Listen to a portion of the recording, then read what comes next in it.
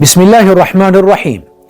Nëse kjo është dita e fundit e Ramazanit, nuk duhet të jetë dita e fundit e agjerimit. Nëse Ramazani po mbyllet, atëherë nuk ka pse të mbyllet adhurim.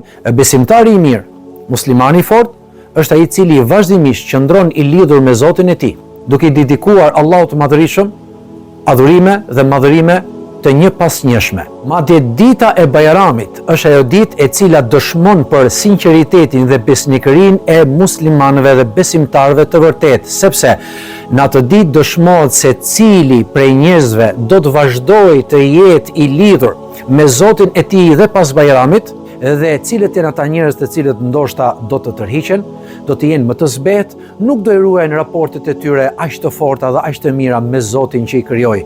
Allahu i Madhërisëm na bëft nga ta besimtar dhe nga ta musliman të mirë të cilët vazhdojnë të jenë të lidhur vazhdimisht me Zotin e tyre, Ramazan pas Ramazani, për gjatë gjithë jetës deri në momentet e fundit në jetën e kësaj bote.